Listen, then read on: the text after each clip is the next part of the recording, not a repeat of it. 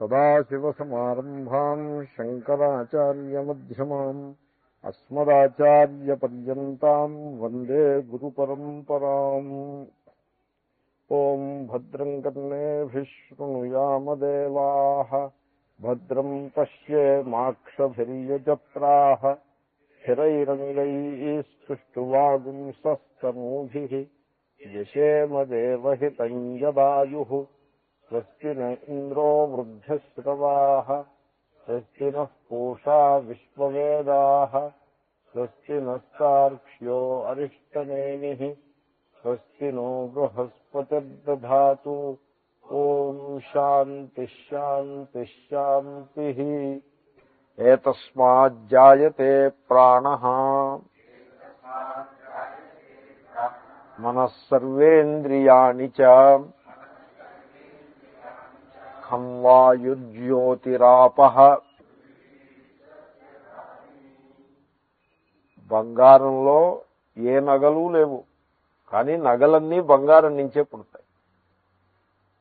అలాగే పరమేశ్వరుని యందు ఎట్టి భేదములు లేవు, కానీ భేదమంతా కూడా, ఈ భేదజాతమంతా కూడా అంటే జగత్తంతా కూడా ఆ ఈశ్వరుని నుంచే ఆవిర్భవిస్తుంది. కాబట్టి జగత్తుని నామరూపాత్మకంగా కాకుండా ఈశ్వరుని యొక్క ప్రకట రూపంగా దర్శించటం అన్నది చాలా గొప్ప విశేషం. అలా దర్శించగలిగిన వాడే మహాత్ముడు. వసుదేవ సర్వమితి స మహాత్మ సుదుర్లభ. వాసుదేవుడు దుర్లభుడు కాదు, ఎందుకంటే వాసుదేవుడు అంతటా వ్యాపించి ఉన్నాడు. కానీ వాసుదేవుడే సర్వమని గ్రహించే మహాత్ముడు మాత్రం సుదుర్లభ, చాలా దుర్లభుడు, వెరీ రేర్ స్పీషీస్. సో ఆ రకమైనటువంటి దర్శనాన్ని, దర్శనం అంటే విషన్, దాన్ని మనకి నేర్పటం కోసం ఇక్కడ శృతి తత్పదార్థ శోధన చేస్తోంది. సో యతస్మాత్ జాయతే ప్రాణః మనః అంటే ప్రాణః అంటే సూత్రాత్మ, మనః అంటే హిరణ్య గర్భుడు, ఒకే తత్వం. దాంట్లోనే భేదాన్ని అక్కడ హైలైట్ చేసి దాన్ని ఎనర్జీ క్రియాశక్తిని హైలైట్ చేస్తే ప్రాణః అంటాము, విజ్ఞాన శక్తిని హైలైట్ చేస్తే మనః అంటాము. దాని నుంచే అన్ని ఇంద్రియములు, ఇంద్రియ గ్రాహ్యములైన విషయములు, శుద్ధ రూపరస స్పర్శ గంధములు, సూక్ష్మభూతములు జన్మిస్తాయి, ఉదయిస్తాయి.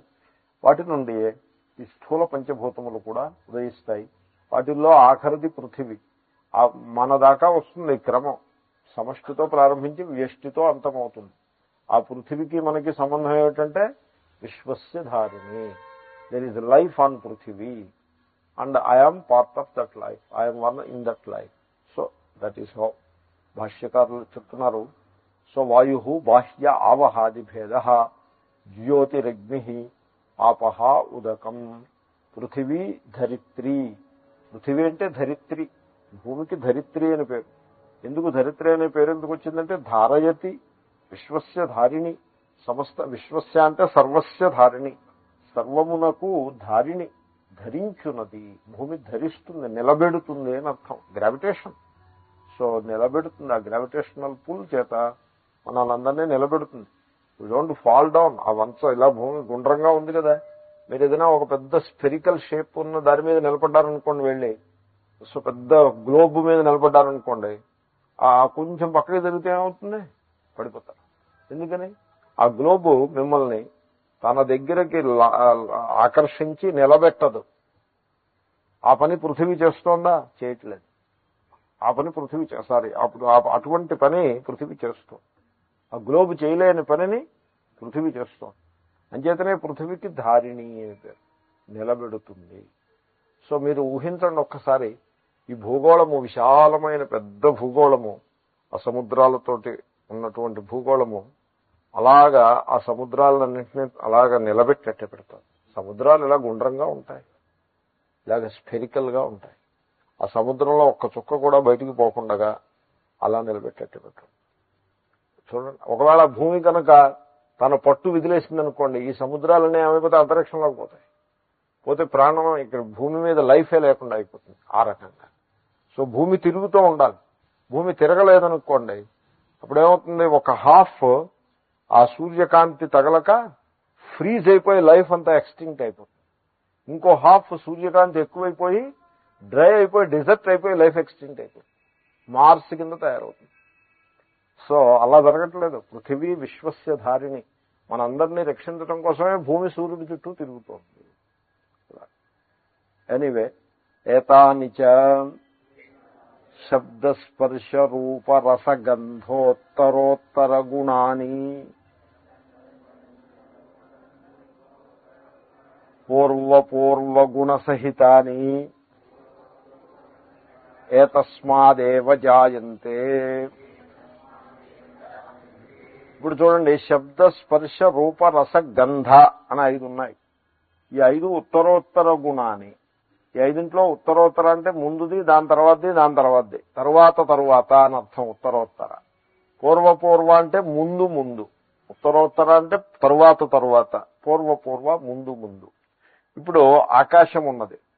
ఆకాశము శబ్దమే గుణముగా గలది. గుణాన్ని, ఆకాశానికి గుణం ఏమిటి? శబ్దము. దాని తర్వాతది వాయువు ఉత్తర. సో ఉత్తర ఆకాశం తర్వాతది వాయువు, శబ్దం తర్వాతది స్పర్శ. సో అక్కడ తర్వాతది, అక్కడ రెండో దానికి, ఇక్కడ రెండో దానిది గుణము. వాయువుకి స్పర్శ గుణం. అంతేకాదు పూర్వ గుణ సహిత అని, కేవలం ఒక్క స్పర్శ మాత్రమే కాదు, అంతకు ముందున్న శబ్దం కూడా వాయువుకి గుణమే. ఇప్పుడు వాయువుకి 2 గుణాలు వస్తాయి, ఆకాశానికి ఒక్కటే గుణం శబ్దం, ఎందుకంటే దాని ముందు ఇంకేం లేదు కనుక. వాయువు దగ్గరికి వచ్చేప్పటికి 2వ గుణం స్పర్శ ఉంటుంది. పూర్వ గుణ సహితాన్ని, దాని ముందున్న గుణం కూడా చూసుకోవాలి మీరు. దాని ముందున్న గుణం శబ్దం, అది కూడా ఉంటుంది. కాబట్టి శబ్ద స్పర్శ 2 ఉంటాయి. దాని తర్వాత అగ్నికి రూపం గుణం, దాని ముందున్న గుణాలు 2 ఉన్నాయి, పూర్వ శబ్ద స్పర్శ. ఆ రెండింటితో పాటుగా రూపం కూడా ఉంటుంది. సో శబ్ద స్పర్శ రూప 3 గుణాలు ఉంటాయి. జలము తర్వాతది, దానికి రసం గుణం, ముందున్న 3 శబ్ద స్పర్శ రూప కూడా ఉంటాయి, మొత్తం 4 అవుతాయి. ఫైనల్ గా పృథివీ గంధము, అంతకు ముందున్న 4 కూడా దానికి ఉంటాయి. సో ఇప్పుడు చూడండి, ఇదంతా ఈ కథంతా ఇంతకు ముందు చెప్పిందే, శంకర్లు మళ్ళీ ఓ వాక్యంలో అన్నారు కాబట్టి నేను పాడేస్తున్న పాట. సో ఆకాశానికి గుణాలన్నీ 1 శబ్దం, వాయువుకు 2 శబ్ద స్పర్శ, అగ్నికి 3 శబ్ద స్పర్శ రూప, జలానికి 4 శబ్ద స్పర్శ రూప రస, పృథివీకి 5 శబ్ద స్పర్శ రూప రస గంధ.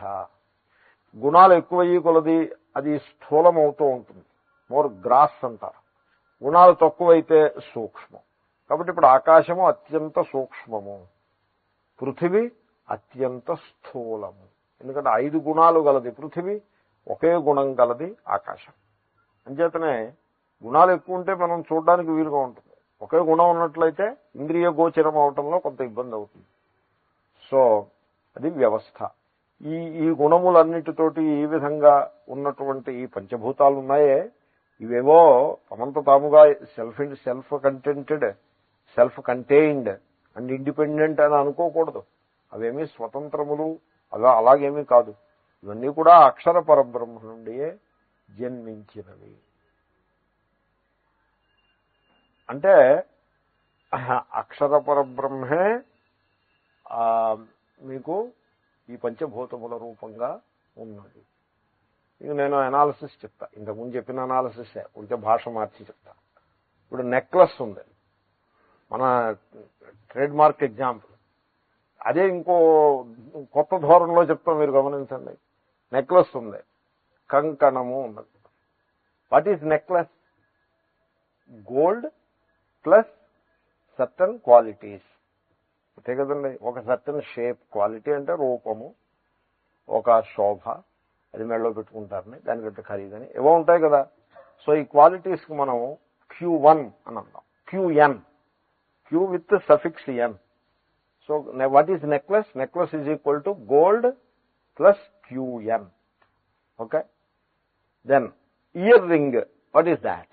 Ear ring is equal to gold plus QE. Earring qualities మారిపోతాయి కదా, QE కదండి. అర్థమైందా మీకు? నేను ఇక్కడ వేయాలా అక్కర్లేదు. So G plus QN is equal to necklace. ఇది కొత్త మ్యాథమెటిక్స్ పరిభాష.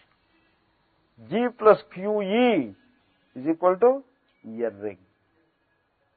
ఇప్పుడు రెండింటికి, ఈ నెక్లెస్ కి ఇయర్ రింగ్ కి తేడా ఎక్కడ ఉంది? G అనే అంశంలో తేడా లేదు. QN పోయి QE వచ్చింది. సో ఆ QN QE అనే అంశంలోనే తేడా ఉంది.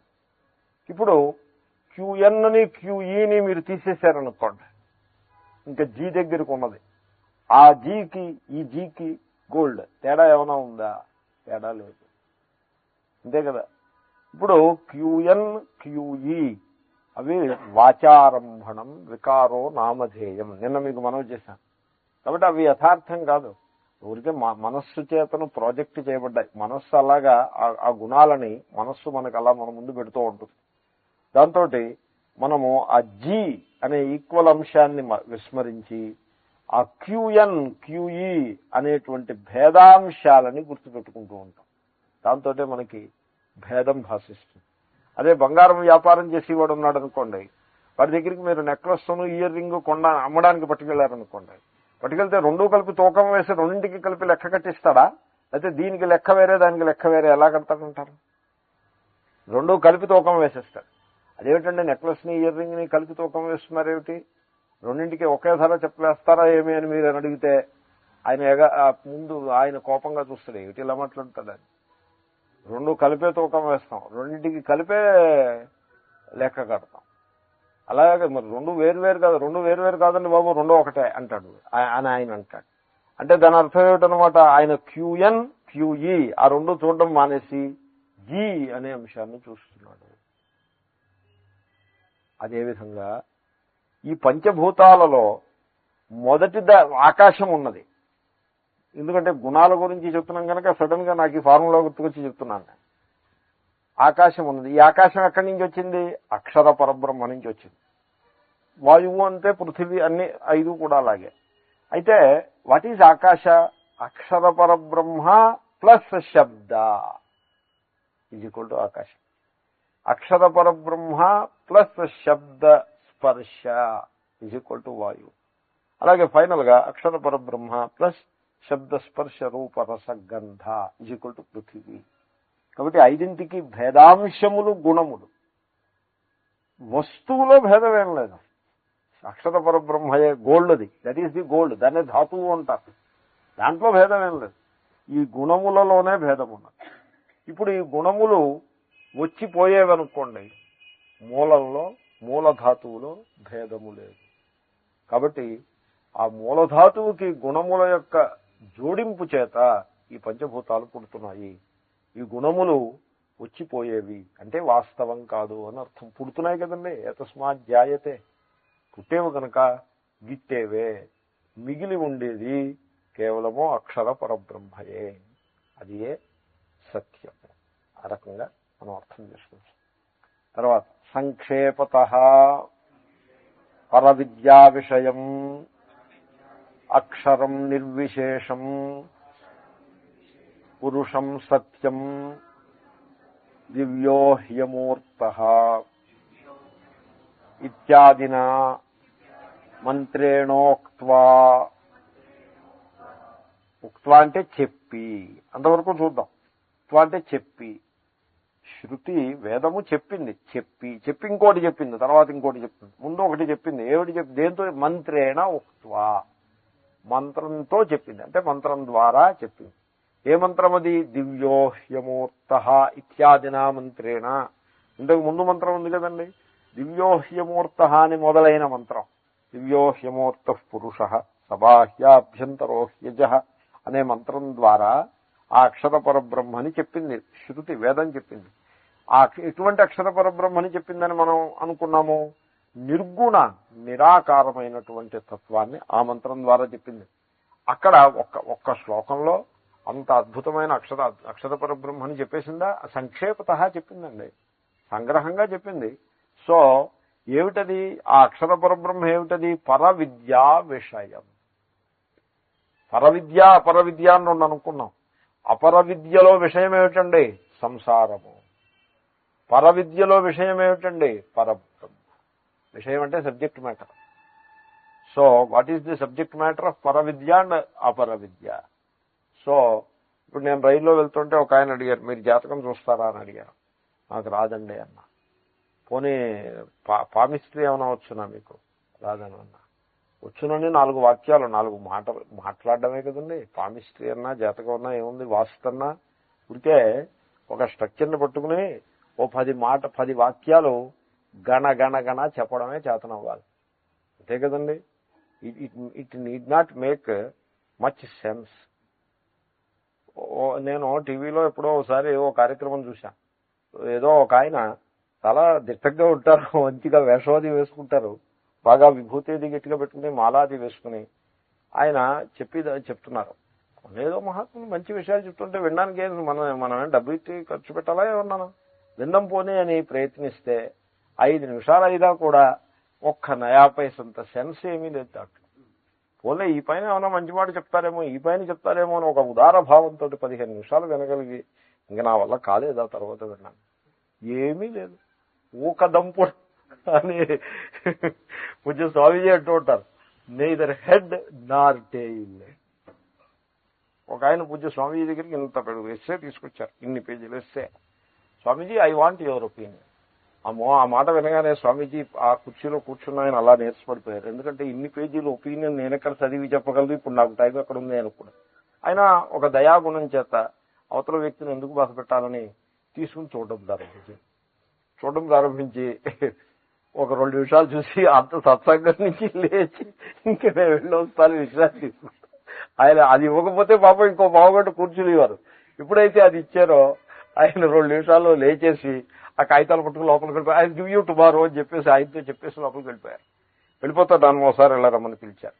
వెళ్ళాను. నా చేతిలో ఈ వ్యాసం పెట్టి, ఏమో there is no head and neither head nor tail to this, you see whether you can make anything out of it and then you whatever opinion you have you give it to that gentleman అని నాకు ఇచ్చారు. అది అంతా computer diagrams, ఆత్మ, ఇలాగ arrows, ఇలాగ రకరకాల. అది I could not make out anything out of. అప్పుడు జాగ్రత్తగా సాయంకాలం ఆయన చేతిలో పెట్టి నమస్కారం పెట్టి, నాకేం అర్థం కాలేదండి, మరి స్వామీజీ అభిప్రాయం, స్వామీజీ కూడా నా చేతికి ఇచ్చారు, ఇంకా అభిప్రాయం లేదు, ఏం లేదు, మీరు దయచేసి నేను చెప్పి పంపించాను. సో ఈ విధంగా సో ఇదంతా అపర విద్య. సపోజ్ పామిస్ట్రీ నేను చెప్పాను అనుకోండి, the most generous description is అపర విద్య. ఇంకా you have given a status to that. ఏదో ముండకంలో ఉన్నాం కనుక కటంలోకి వెళ్తే అవిద్య అని అంటారు. సో ఆ విధంగా అపర విద్య, ఇవన్నీ అపర విద్యా విషయాలు. ఈ వాస్తులని, ఇదని ఏదని, ఫెంగ్ షుయి అని, ఇవన్నీ కూడా అపర విద్య. పర విద్య ఈ సర్వము నానాత్వము వెనుక ఉండే పరబ్రహ్మను తెలుపుడు చేసేదే పర విద్య. సో పర విద్యా విషయం అక్షరం. ఆ అక్షరాన్ని ఇంతకు ముందు శ్లోకంలో చెప్పారు. ఎలా చెప్పారు? నిర్విశేషం, నిర్గుణ స్వరూపము. దాని తత్వము నిర్గుణము. తత్వంలో గుణం ఉండదండి. తత్వంలో గుణం ఉండదు. గుణము మనం దాన్ని మన ఇంద్రియాలతో దర్శించేప్పటికీ గుణం ఏర్పడుతుంది. అదర్వైజ్ తత్వంలో గుణం ఉండదు. సో నిర్విశేషం. అయితే నిర్విశేషం, నిర్గుణం అని అన్నాం గనక మేబీ అది ఒక జడ పదార్థము అని మీరు అనుకోవచ్చు. ఇప్పుడు కెమిస్ట్రీలోనో ఫిజిక్స్లోనో చెప్తూ ఉంటారు properties, physical properties. It is an odourless, tasteless, colourless gas అని చెప్పారనుకోండి. How to handle this substance? So అలాగంటే జడ పదార్థం ఏదైనా ఇది, ఈ నిర్విశేషం అంటే అలాంటి జడ పదార్థం అని మీరు అనుకుని పోవచ్చు. అలా పొరపడవద్దు. It is not some insentient mass which doesn't fit into any description. అలా అనుకుని పోయారు. నో, అది శుద్ధ చైతన్య స్వరూపము, పురుషం. ఇప్పుడు ఎందుకు మనకిది ఈ నిర్గుణ నిరాకార ఈ పురుష, why should we bother about it? No, that is the సత్యం, that is the only truth. You cannot keep away from it. సత్యాన్ని పక్కన పెట్టేసి మనం జీవించేస్తామంటే ఆ జీవితం అంతా దుఃఖాత్మకం అయిపోతుంది. కాబట్టి సత్యాన్ని పక్కన పెట్టడానికి ఎవరికి ఛాయిస్ లేదు. You do not have a choice about it. You think you have a choice. No, you don't have a choice.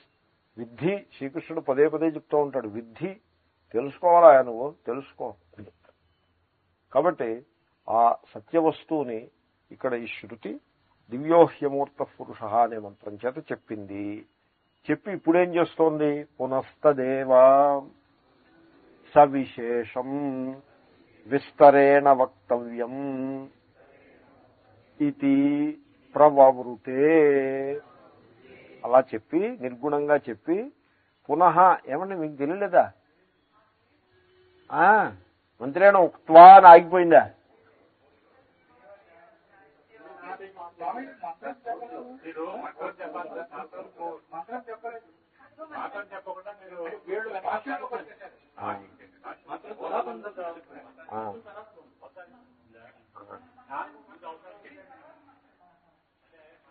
మొత్తానికి ఎక్కడో అక్కడ ఉంది కదా ఇది. ఉంటే ఇది 3వ మంత్రంలో భాగమే. ఇది 3వ మంత్రంలో భాగం. అర్థాన్ని బట్టి నేను చెప్తున్నా కదా.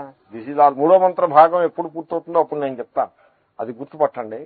సో పునః తదేవ, మళ్ళా నిర్విశేష పరబ్రహ్మని చెప్పి, నిర్విశేషం అంటే నిర్గుణ, నిర్గుణ అంటే ఏ రకమైన భేదము లేని, విశేషం అంటే తేడా, భేదం, ఎట్టి భేదములు లేని పరబ్రహ్మని చెప్పింది. చెప్పి పునః తదేవ, మళ్ళా దాన్నే చెప్తోంది. పాడిన పాటే పాడరా అన్నట్టుగా మళ్ళీ పునః తదేవ వక్తవ్యం, మళ్ళీ దాన్నే చెప్పాలి. ఎందుకంటే చెప్పడం అంటే సవిశేషం. ఇప్పుడు ఆ నిర్విశేషము అంటే ఆ నిర్గుణ పరబ్రహ్మని సగుణంగా చెప్పాల్సి ఉంటుంది. ఇదే సగుణం. ఏతస్మాజ్జాయితే, ఇది అక్షర పరబ్రహ్మ సగుణ మంత్రం ఇది. సో ఆ అక్షర పరబ్రహ్మ నుండే సగుణం అంటే ఏమిటి? ఈ పంచభూతాలు ఇవన్నీ పుట్టాయి అని. బంగారం సగుణంగా చెప్పండి అంటే ఎలా చెప్తారు? ఈ నగలన్నీ కూడా ఆ బంగారం నుంచే వచ్చాయి అని చెప్తారు. అలాగే సగుణంగా చెప్పాలి, విస్తారంగా చెప్పాలి. ఎందుకంటే నిర్గుణం దగ్గర సంగ్రహంగా చెప్పచ్చు, సగుణం దగ్గర విస్తారంగా చెప్పాలి. భగవద్గీత 12వ అధ్యాయంలో శ్రీకృష్ణుడు సగుణాన్ని హైలైట్ చేసి చెప్తాడు, కానీ నిర్గుణాన్ని విదిలిపెట్టాడు. 2 శ్లోకాల్లో చెప్తాడు. సో 20 శ్లోకాల అధ్యాయంలో 2 శ్లోకాలను నిర్గుణానికి సరిపెట్టి మిగిలిన 18 శ్లోకాల్లో సగుణాన్ని బాగా వ్యాఖ్యానం చేస్తాడు. ఎందుకంటే ముందు సగుణాన్ని నువ్వు చిక్కబట్టవయ్యా, నీకు అప్పుడు నిర్గుణం అర్థం అవుతుంది అని. తర్వాత ఇంకోటి, నిర్గుణం గురించి ఎక్కువ చెప్పడానికి ఏముండదు, చెప్పేది సగుణం గురించే చెప్పాల్సి ఉంటుంది. కాబట్టి విస్తరేణ వక్తవ్యం. అక్కడ సంక్షేపంగా నిర్గుణాన్ని గురించి చెప్పి విస్తారంగా సగుణాన్ని చెప్పాలి. ఇది ప్రవవృతే అని శృతి ప్రవర్తిల్లుచున్నది. ప్రవవృతే అంటే ప్రవర్తిల్లినది. లిట్ అంటే it moved forward to describe the akshara parabrahma in its attribute aspect, in its aspect of attributes in detail. ఎందుకంటే ఓసారి సంక్షేపంగాను ఇంకోసారి విస్తారంగాను ఎందుకు ఇలా చెప్పడం అంటే, సంక్షేప విస్తరోక్తో హి పదార్థః సుఖాధిగమ్యో భవతి సూత్రభాష్యోక్తివత్ ఇది. అక్కడ దాకా 3వ మంత్ర భాష్యం.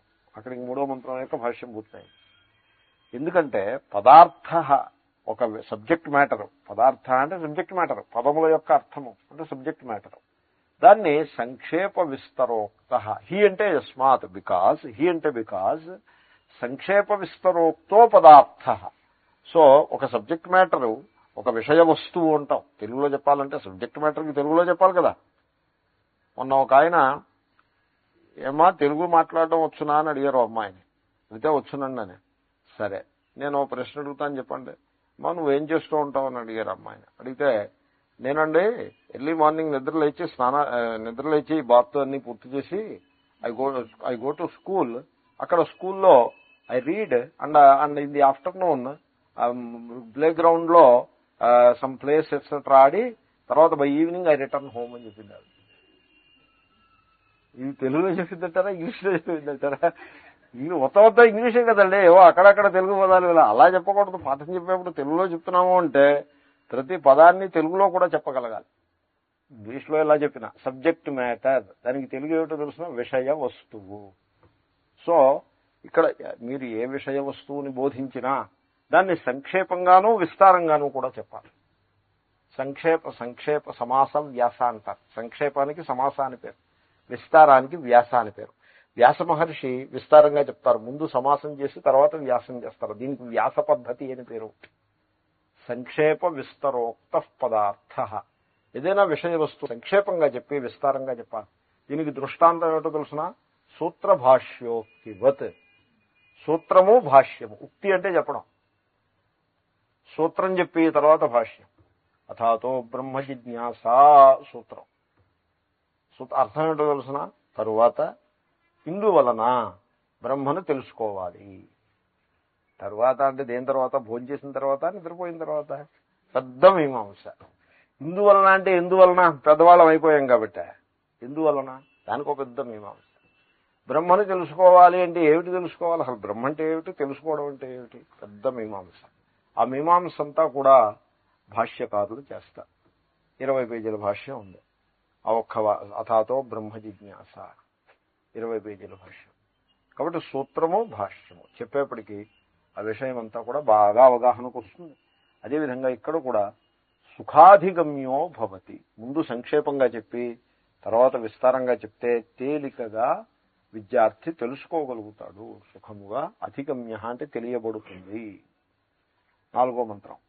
అగ్నిర్మూర్ధా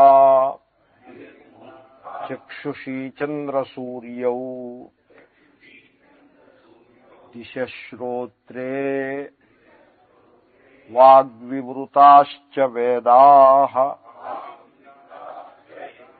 వాయుః ప్రాణో హృదయం విశ్వమస్య పద్భ్యాం పృథివీ యేష సర్వభూతాంతరాత్మా. దీన్ని విశ్వరూప దర్శనము. అక్షరం విశ్వరూపం. ఆ అక్షరపర బ్రహ్మని ఇప్పుడు విశ్వరూపంగా చెప్తున్నారు. విశ్వరూపము అంటే విశ్వము రూపముగా. రూపము అంటే ఆకారం. విశ్వాకారంగా. బంగారము నెక్లెస్ రూపము అంటే అర్థమైంది కదా. ఇయర్ రింగ్ రూపము, అలాగే కంకణ రూపము, ఫైనల్ గా అన్ని ఆభరణముల రూపము. దాని పేరే విశ్వరూపం. అది విశ్వరూపం అంటే. ఈ విశ్వరూపం అన్నది నేను 11వ అధ్యాయం పాఠం చెప్పాను. ఎక్కడో విశ్వరూపం అక్కడ బాగా విస్తారంగా ఈ టాపిక్ చెప్పాను. మళ్ళీ మాట వచ్చింది కనుక చెప్తున్నా. విశ్వరూపం అంటే మనకి సినిమాల్లో రవికాంత్ నగా ఇచ్చి చూపించినట్టుగా కాదు. అలాగ ఉంటే అలా చూపిస్తారు. మా చిన్నప్పుడు నేను హై స్కూల్లోనో కాలేజీలో చదివే రోజుల్లో ఎవరో చెప్పారు, విశ్వరూపం చూడాలయా, రవికాంత్ నగా ఇచ్చిన ఉన్నాడా అటువంటి ఆయన. పేరు బాగానే గుర్తొచ్చిందా నాకు. బాగా పాతవాడు, ఇప్పుడు ఉండకపోవచ్చు. అప్పట్లో బ్లాక్ అండ్ వైట్ సినిమాల రోజుల్లో రవికాంత్ నగాయిచ్ అనేటువంటి ఒక ఫోటోగ్రాఫరు, అదే కెమెరామ్యాన్, సినిమా కెమెరామ్యాన్, ఆయన ఆ విశ్వరూపాన్ని చూపించాడు ఓ సినిమాలో. బ్లాక్ అండ్ వైట్ రోజుల్లో అది అత్యద్భుతంగా చూపించాడు. దానికోసమే సినిమా చూడాలి అని వెళ్ళి చూశారు. నేను కూడా వెళ్ళి చూశాను. అక్కడ ఇలా ఎన్టీ రామారావు గారు నిలబడి ఉంటారు శ్రీకృష్ణ రూపంలో. ఇటు ఇటు ఒక 30 తలలు ఇటు, ఇంకో 30 తలలు ఇటు. ఆ తలలకి రకరకాల, అన్ని తలలు ఒకే రకంగా ఉంటే ఇంక విశ్వరూపం ఏమిటి? వేరువేరు తలలు. చేతులు ఎన్ని చేతులు చూపించడానికి వీలు పడితే అన్ని చేతులు, కాళ్ళు మాత్రం 2. సో ఈ విధంగా something he shows. That is all what a photographer or a cameraman can do. That is cinema ఇది. కానీ మరి అలా కాదుగా. అదే విశ్వరూపం ఉంటే అందరూ మరి అలాగే అనుకుంటారు. ఈ విశ్వరూపాన్ని ఒక ఆయన రామాయణం చెప్పేవారు. రామాయణం చెప్తూ ఆయనకు సుందరకాండ చెప్పేవారు. ఏమిటో ఈ విశ్వరూపం అంటే ఎప్పటికీ శ్రీకృష్ణుడు అనేవాడికి అంతా విశ్వరూపం ఎక్కువగా ఉంది. అదంతా చాలా ఎక్సైటింగ్ గా, విశ్వరూపం అంటే చాలా స్పెషల్ది. ఈ రామాయణంలో ఏ విశ్వరూపం లేదు, ఈ వాల్మీకి తప్పగా ఉంది, విశ్వరూపం లేదు, ఏం లేదు అని పాపం ఆయన ఫీల్ అయిపోయి ఆయన ఏం చేశాడంటే ఓ విశ్వరూపాన్ని ఆయనే ఇంట్రడ్యూస్ చేసేసాడు. సుందరకాండలో హనుమంతుడు సీతాదేవికి విశ్వరూపాన్ని చూపించాడు అని. అక్కడ వాల్మీకిలో పాపం అవేమీ లేవు.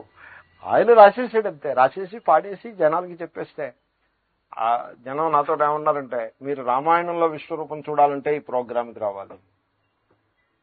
రామాయణంలో విశ్వరూపం ఏదో సామాన్య జనం సినిమా ధోరణిలో ఈ విషయాలని భావన చేస్తారు. మంచిదే, చాలా ఓకే. బట్ తత్వం అలా ఉండదు కదండి. తత్వం కొంచెం గంభీరంగా ఉంటుంది. విశ్వరూపము అంటే ఈ జగత్తంతా కూడా ఆ పరమేశ్వరుని రూపమే. అది విశ్వరూపం అంటే. మరి అర్జునునకు శ్రీకృష్ణుడు విశ్వరూపాన్ని చూపించాడు అంటే అర్థం ఏమిటి అంటే, ఆ పరమేశ్వరుడే ఈ సమస్త జగత్తు రూపంగా ఉన్నాడు అనే సత్యాన్ని అర్జునుడు తెలుసుకునేట్లా ఆయన చేసినాడు. అది దాని యొక్క వర్ణన, కవితారూపమైన వర్ణన మనకు 11వ అధ్యాయంలో ఉంటుంది. సో అక్కడ పరిస్థితి అది. ఇక్కడ పరిస్థితి ఇక ఉపనిషత్తులు కదా, ఇక్కడ కథ కవిత ఇవేం లేవు.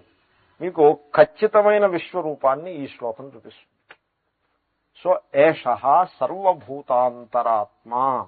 ఇప్పుడు సర్వ జగద్రూపంగా ఆ పరమేశ్వరుడే ప్రకటమైతే సర్వ ప్రాణులలో ప్రాణః మనః ఆయనే కదా, క్రియాశక్తి జ్ఞానశక్తి ఆయనే అని మనం ఇంతకుముందు శ్లోకంలో చూసాం.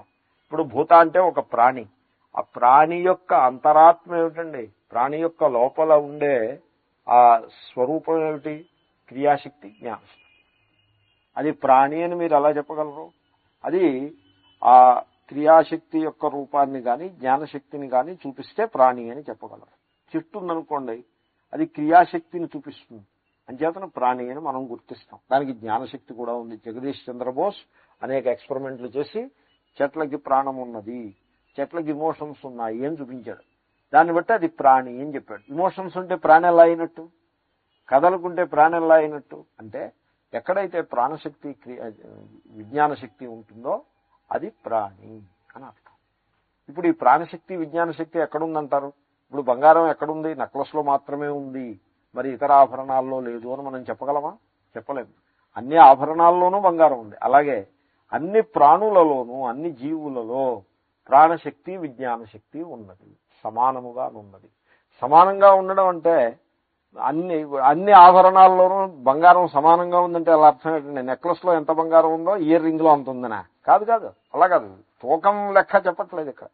నెక్లెస్లో ఎంత బంగారం ఉండాలో అంతా ఉంది, ఇయర్ రింగ్లో ఎంత ఉండాలో అంతా ఉంది. అలాగే దోమలో ఎంత క్రియాశక్తి జ్ఞానశక్తి ఉండాలో అంతా ఉంది, ఏనుగులో ఎంత జ్ఞానశక్తి క్రియాశక్తి ఉండాలో అంతా ఉంది. డైనోసార్ కూడా అంతే, మనిషి కూడా అంతే. కాబట్టి ఈ విజ్ఞానశక్తి ప్రాణశక్తి ఏదైతే ప్రాణః మనః ఇవి బంగారం అన్ని ఆభరణాల్లోనూ ఉన్నట్టుగా అన్ని ప్రాణులలో ఈ శక్తి ద్వయ సమావేశము, శక్తి ద్వయాన్నమే గాని ఈ రెండు శక్తులు కూడా ఒకే అవ్యాకృతము ఒకే పరబ్రహ్మ నుంచి ఆవిర్భవించాయి కదా. అంటే ఒక్క మాటలో చెప్పాలంటే సర్వ ప్రాణులలో దేహాదికములో భేదము కనపడుతున్న అంతరాత్మ లోపల ఉన్నటువంటి ఆ వస్తువు, ఆత్మ అంటే వస్తువు రియాలిటీ, అక్కడ మటుకు అది ఒక్కటియే. ఏషః సర్వభూతాంతరాత్మ, ఆ పరబ్రహ్మయే ఈ సర్వ ప్రాణులలో అంతరాత్మ రూపంగా ఉన్నది. అంచేతనే ఎవడైనా నన్ను తిట్టాడు అనుకోండి, ఆ తిట్టినవాడి హృదయంలో అంతరాత్మ ఎవరండి? తిట్లు పడ్డవాడి హృదయంలో అంతరాత్మ ఎవరో తిట్టినవాడి హృదయంలో అంతరాత్మ కూడా వాడే.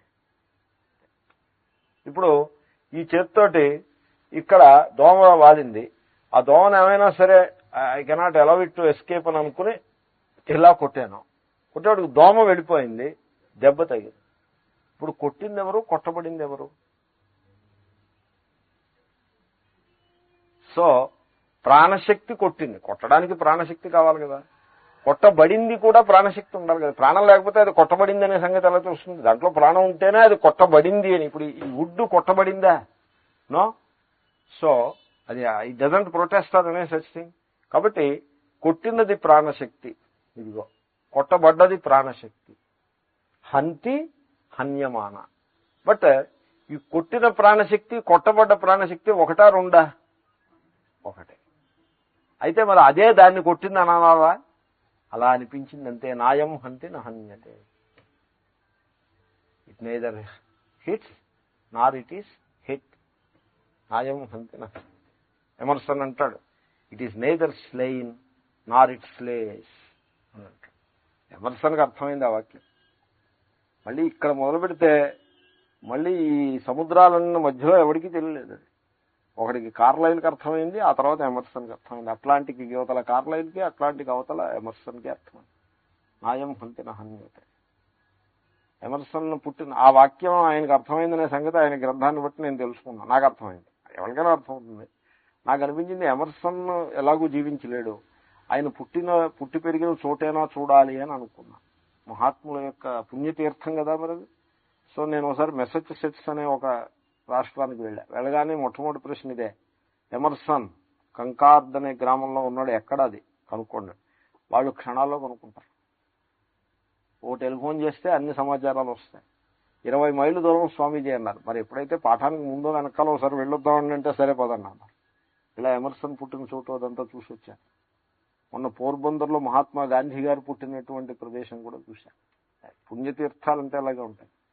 ఆ ప్రదేశం చూస్తే నా మనస్సుకు ఒక్కటే మాట అనిపించింది, 50 సంవత్సరాల కాలంలో సెంట్రల్ గవర్నమెంట్ కానీ స్టేట్ గవర్నమెంట్ కానీ లేకపోతే కనీసం కాంగ్రెస్ పార్టీ కానీ పోలండి గవర్నమెంట్లో వస్తాయిపోతాయి కాంగ్రెస్ పార్టీ ఉంటుంది కదా వాళ్ళు కోట్లు ఖర్చు పెట్టి ఏవేవో చేస్తూ ఉంటారు పార్టీ కానీ వీళ్ళు ముగ్గురు ఈ 3 సంస్థలు కూడా ఆ గాంధీ గారు పుట్టి పెరిగిన ఆ హౌస్ కి వాళ్ళు చేసింది ఏమీ లేదు. Can you believe it? నేను నమ్మలేకపోయాను. కానీ మొన్న సోమనాథ్ చూసి మళ్ళీ వస్తూ పోర్బందర్లో ఆగినప్పుడు ఆశ్చర్యం, చేపల వాసన ఆ చుట్టుపక్కలంతా కూడా చాలా కష్మలంగా ఉంది, చాలా అసందర్భంగా.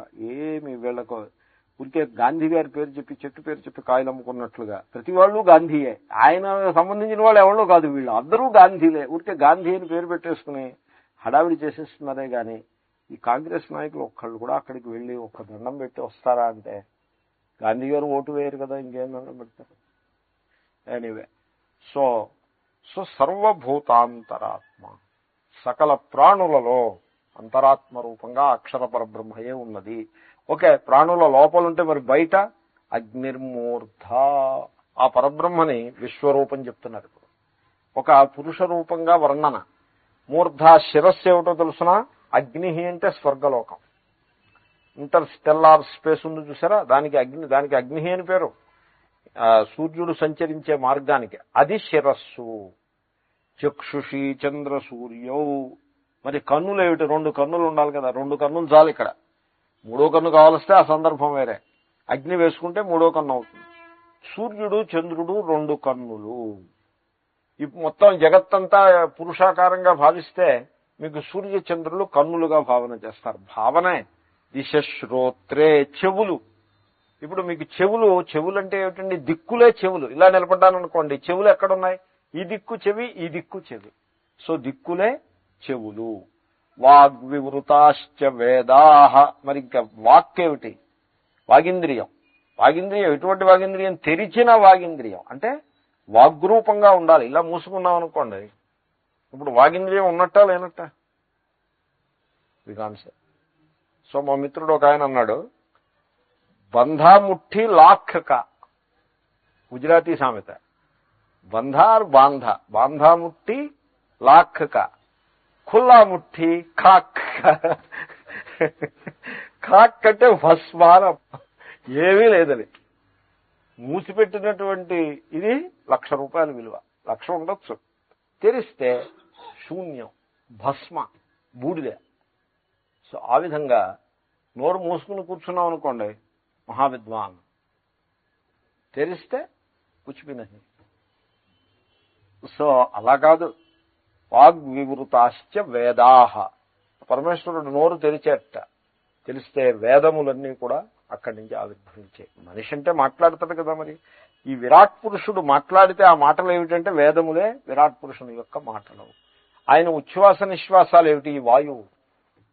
వాయు ప్రాణ హృదయం విశ్వమస్య. ఆయన హృదయం ఏమిటి? జగత్తంతా ఆయన హృదయమే. చూద్దాం భాష్యకారులు ఏం చెప్తారు. సో ఈ జగత్తే ఆయన హృదయము. సో మధ్య భాగము. పద్భ్యాం పృథివీ, కాళ్ళు ఏమిటి? పృథివీ లోకమే కాళ్ళు అని. ఈ విధంగా ఇది విశ్వరూపం. అంటే ఇప్పుడున్న రూపం కాకుండా ఏదో ఒక విడ్డూరమైన రూపం ఎదుర్కొన్నా పెట్టుకునే విశ్వరూపం అది కాదు. విశ్వరూపం ఇప్పుడు మన ఇదే విశ్వరూపం. సో ఆ విధంగా ఆ విశ్వరూపాన్ని, ఆ అక్షర పరబ్రహ్మయే విశ్వరూపంగా, విశ్వము యొక్క రూపములో మన ముందున్నది. భాష్యం. యోపి ప్రథమజాత్ ప్రాణాత్ హిరణ్యగర్భాజ్జాయతే అండస్యాంతః విరాట్ సతత్వాంతరితత్వేన లక్ష్యమాణోపి ఏతస్మాదేవ పురుషాత్ జాయతే ఏతన్మయశ్చ ఇత్యేతదర్థమాహ తంచ విషినష్టి. అంతవరకు అవతారిక. ఇప్పుడు మనం ఏమని చూసాం? ఏతస్మాజ్జాయతే ప్రాణః అని చూసాం. ఆ అక్షర పరబ్రహ్మ నుండియే ప్రాణః, ప్రాణము ప్రాణ అంటే సూత్రాత్మ, యూనివర్సల్ పవర్. ఆ యూనివర్సల్ పవర్ని ఒక పురుషునిగా భావన చేస్తున్నాం. ఇప్పుడు పహిల్వాన్ అంటే ఏమిటండి? Power. Can you have power without పురుష? నో. పురుషునితోటే కలిసి ఉంటుంది పవర్. కాబట్టి ఆ ప్రథమ ఏతస్మాత్ జాయతే ప్రాణ, మొట్టమొదట ఏం పుట్టింది? ఆ యూనివర్సల్ పురుష, కాస్మిక్ పర్సన్ పుట్టింది. పుట్టాడు లేక పుట్టింది. సో ఎందుకంటే అక్కడ లింగభేదం ఉండదు. Universal power and universal intelligence, దానికే ఆ ప్రాణ అనే పదం చేత చెప్పబడేదానికే, ప్రాణానికే, ప్రాణశబ్దవాచ్యమైన ఆ యూనివర్సల్ పర్సన్కే హిరణ్యగర్భానికే, హిరణ్యగర్భాత్, హిరణ్యగర్భానికే. సో మనం బ్రహ్మాజీ అంటూ ఉంటాం. బ్రహ్మగారంటే హిరణ్యగర్భుడే. వేదాల్లో చెప్పిన హిరణ్యగర్భుడే పురాణాల దగ్గరికి వచ్చేవాడు బ్రహ్మగారిని మొదలుపెట్టారు. నేను భాగవతం పుస్తకం చూస్తున్నా, దాంట్లో బ్రహ్మగారితో ఆరంభం కథ ఒకటి. సడన్ గా హిరణ్యగర్భ అని ఉంటుంది. హిరణ్యగర్భ కింద శ్రీధరాచార్యులు హిరణ్యగర్భ బ్రహ్మ దీర్ఘం, బ్రహ్మాజీ అని అర్థం. సో హిరణ్యగర్భుడే బ్రహ్మ అంటే, అంతకంటే వేరే ఏం కాదు. సో ప్రథమజాత్ ప్రాణాత్ హిరణ్యగర్భాత్, ఆ హిరణ్యగర్భుడు. సో ఇప్పుడు అక్షర పరబ్రహ్మ నిర్గుణము, నిర్గుణ అక్షర పరబ్రహ్మ యందు అంతర్నిహితంగా ఉన్నటువంటి ఆ శక్తి ప్రకటమైతే, అంటే డాన్స్ చేసి ఆయన డాన్స్ చేయడం మొదలెడితే అన్నట్టుగా ఆ శక్తి బయటపడాలి, శక్తి ప్రకటం అవ్వాలి. బయటపడడం అంటే ఇంకా బయట లోపల ఇన్నేం లేవు, ఇంకా స్పేసే పుట్టలేదు కదా. సో ఆ శక్తి ప్రకటమైతే, ఆ ప్రకటమైన శక్తే ఆకాశము, అన్ని భూతములు కూడా అదే.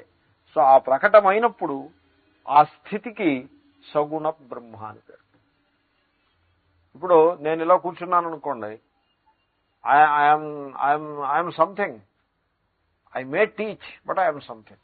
సపోజ్ ఇంకా మొదలు పెట్టాను అనుకోండి, నవ్ ఐఎమ్ ది టీచర్. ఆ టీచింగ్ అనేది జతగూడింది వచ్చి, ఎక్కడి నుంచి బయట నుంచి వచ్చింది అనేది లోపలే ఉందండి. మరి ఇంతకు ముందు అవ్యాకృతంగా ఉన్నది, ఇప్పుడు వ్యాకృతమైంది. అప్పుడు నిర్గుణం, ఇప్పుడు సగుణం. ఇప్పుడు ఎంతమంది అయ్యారు? ఒక్కడే, ఇద్దరు ఉండరు.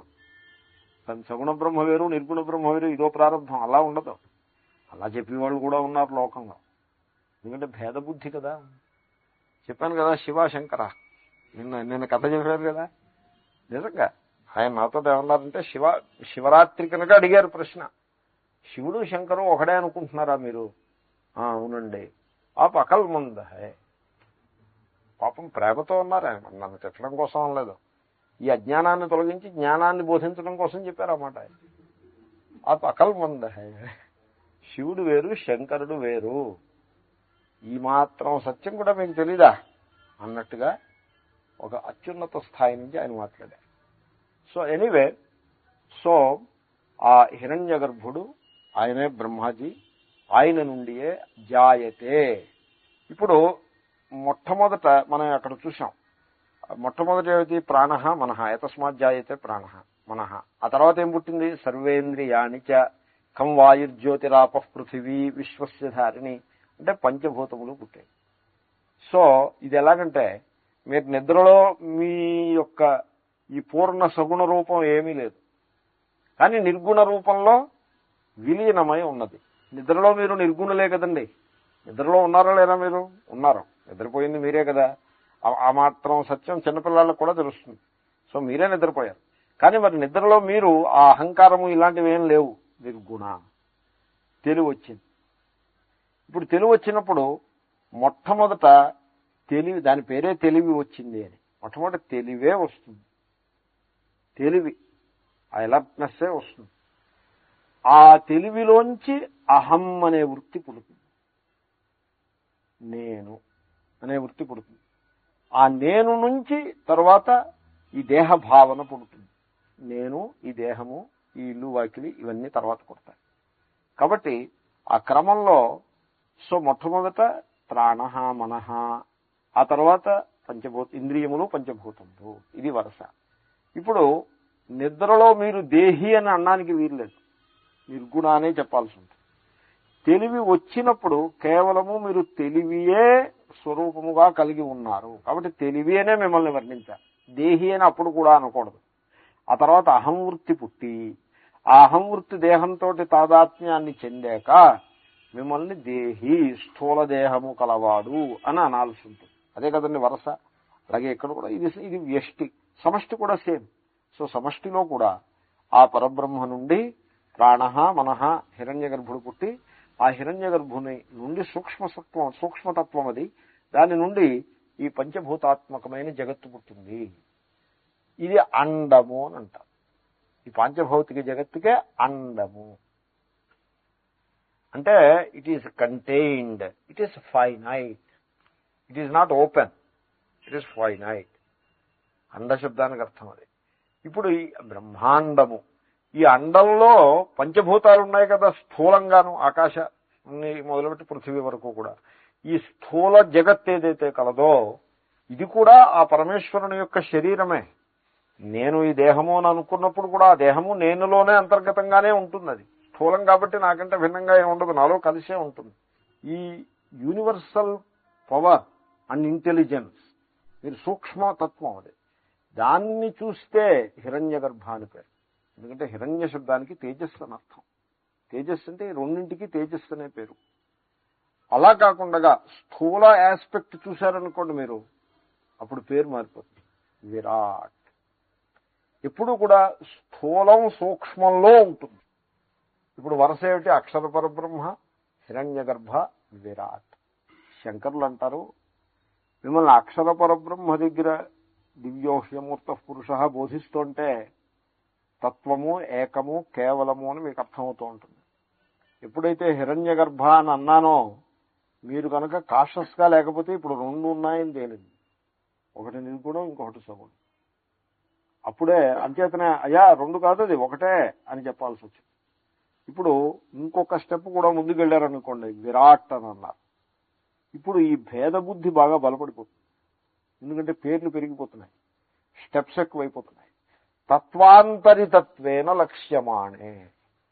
ఇప్పుడు ఈ విరాట్ ఉన్నది చూసారా, విరాట్కి పరబ్రహ్మకి అక్షర పరబ్రహ్మకి మధ్యలో ఇంకో తత్వం కూడా వచ్చింది. తత్వం అంటే ఎంటిటీ. అక్షర పరబ్రహ్మ is the only entity. But in a given situation incidental గా హిరణ్య గర్భాన్ని ఇంకో ఎంటిటీ అన్నాము. ఇప్పుడు ఇంకొక స్టేజ్ కూడా వచ్చేసింది.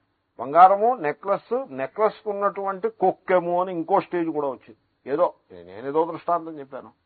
సో ఇన్ని స్టేజెస్ వచ్చేసేపటికి ఆ నామరూప బుద్ధి బాగా బలపడిపోయి అసలు తత్వము పరబ్రహ్మ అదే సత్యము, సగుణంలోనూ అదే సత్యము, నిర్గుణంలో కూడా అదే సత్యము అనే విషయాన్ని మీరు మరిచిపోయే ప్రమాదం ఉంది. అలా మరిచిపోవద్దు. తత్వాంతరితత్వేన లక్ష్యమానే. ఉన్న ఆ పరబ్రహ్మయే హిరణ్య గర్భతత్వంగా, ఇప్పుడు ఆ తత్వం కూడా దాటి మరో తత్వంగా, విరాట్ తత్వంగా దర్శింపబడుచున్నది లక్ష్యమానోపి. అలాగ మీకు తత్వాలు వేర్వేరు తత్వాలుగా దర్శింపబడుతున్నా వాస్తవంలో ఈ తత్వాలన్నీ కూడా ఒకే ఒక పరమ సత్యం నుంచి ఆవిర్భవించాయి అనే సత్యాన్ని మీరు విస్మరించరాదు. ఏతస్మాదేవ పురుషాజ్జాయతే. ఇంకో తత్వం అడ్డొచ్చింది కదా అని ఇప్పుడు విరాట్ దేని నుంచి పుట్టింది? హిరణ్య గర్భం నుంచి పుట్టింది. కాబట్టి విరాట్కి అక్షర పరబ్రహ్మకి సంబంధమేం లేదు అనుకుని పోతారేమో. అలాంటి పొరపాటు చేయవద్దు అని చెప్పడం కోసం ఆ అక్షర పరబ్రహ్మ నుండియే ఈ విరాట్ కూడా పుట్టింది అని ఈ మంత్రం చెప్తోంది. అక్షర పరబ్రహ్మ నుండి విరాట్ పుట్టిందనుకోండి, ఇప్పుడు విరాట్ యొక్క స్వరూపం ఏమిటవుతుంది? అక్షర పరబ్రహ్మే అవుతుంది. ఏతన్మయశ్చ, ఏతస్మాజ్జాయతే ఏతన్మయశ్చ. ఏతత్తు నుండి అంటే పరబ్రహ్మ నుండి పుట్టింది, పరబ్రహ్మయే స్వరూపముగా గలది. ఇప్పుడు నెక్లెస్ ఉంది. నెక్లెస్ దేని నుంచి పుట్టింది? హిరణ్యం నుంచి పుట్టింది. హిరణ్యాత్ జాయతే. దాని స్వరూపం ఏమిటి? హిరణ్మయ. మయ అంటే అదే నిండి ఉంది. జలమయం అంటే అర్థం ఏంటండి? జలము నిండి ఉంది. హిరణ్మయం అంటే హిరణ్యం నిండి ఉంది. అలాగే ఏతన్మయ అంటే ఏతత్, ఈ పరబ్రహ్మయే ఈ జగత్తంతా కూడా నిండి ఉంది. ఏతదర్థమాహ, ఈ విషయాన్ని చెప్పడం కోసం ఆహా శృతి చెప్తోంది. తంచ విషినష్టి. ఎలా చెప్తోంది? ఆ పరబ్రహ్మని ఆ దివ్యోహ్యమూర్త పురుష అని చెప్పినటువంటి తం, ఆ పరబ్రహ్మ, ఆ శుద్ధ చైతన్యము, పురుష శబ్దవాచ్యమైనటువంటి తత్వ, ఆ సత్యము, సత్యవస్తు వేదికలతో దానిని విషినష్టి అనేక విశేషణములతోటి బోధిస్తోంది. ఎందుకంటే సగుణ నిరూపణం కదా. ఓకే, ఈ విశేషణాలు చూడండి. అగ్నిర్ద్యులోక, అసౌవావలోక, గౌతమాగ్ని ఇది శ్రుతే. అగ్నిర్ద్యులోక, అగ్ని అనే పదానికి అర్థం ద్యులోకము అంటే స్వర్గలోకము, అంటే సూర్యమండలము యొక్క ఆస్థానము, సూర్యమండల స్థానము. సూర్యమండలము ఆ పై స్థానానికి స్వర్గలోకము, ద్యులోకము అని పేరు. అగ్ని అంటే అర్థం అది. ఏమంటే అగ్ని అంటే ఇది ఎక్కడ అర్థం? ఏ డిక్షనరీలోనూ చూపించండి ఇలాంటి అర్థం అంటే. చూడండి, వేదంలో ఉండే పదాలకి మీ మామూలు డిక్షనరీలు చూడకూడదు. వేదంలో పదాలని వేదమే వ్యాఖ్యానం చేస్తుంది. భగవద్గీతలో కూడా ఇదే వ్యవస్థ ఉంది. అంబత్వా మనసుందధామి అని గీతలో కూడా మీకు ఏదైనా ఒక పదానికి అర్థం తెలియకపోతే మీరు గీతలోనే ఆ పదానికి అర్థాన్ని వెతుక్కోవచ్చు.